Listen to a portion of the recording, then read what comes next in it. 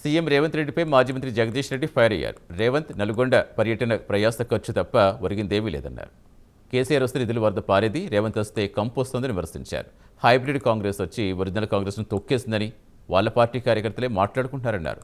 తొక్కడం అనే ఆలోచన కేసీఆర్కి వచ్చి ఉంటే రేవంత్ అడ్రస్ ఉండేది కాదన్నారు. సంస్కారం లేని భాష రేవంత్ మాట్లాడారని మండిపడ్డారు. ముఖ్యమంత్రి నల్గొండ జిల్లాకు ఏదో స్కామ్ రోడ్లు ప్రారంభం చేస్తా అని చెప్పి ఒక సాకు పెట్టుకొని వచ్చి ఖాళీ కుర్చీల మీద వాంతి చేసుకొని పోయాడు. ఆయన ఇక్కడ హైదరాబాద్లో నింపుకున్న కడుపు నిండా నింపుకున్న వికారంతో పాటు వచ్చి అక్కడ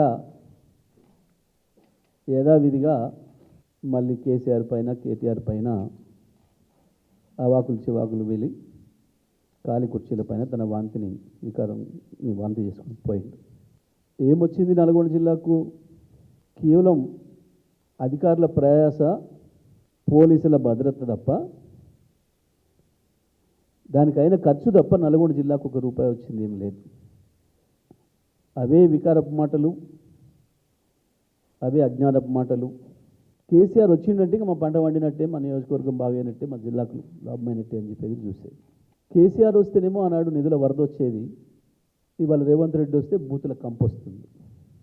కేటీఆర్ మీద ఏడుస్తాడు. నిజమే, నీ చక్కదనానికి కేటీఆర్ని చూసే ఇంతగానో భయపడుతున్నావు. నువ్వుంటే కేసీఆర్ రావాలి. నిజమే, కేసీఆర్ లేకపోతే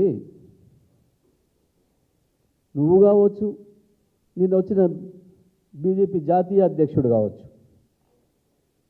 పాపం ఆయన కూడా కేసీఆర్ మీదనే మాట్లాడిపోయింది.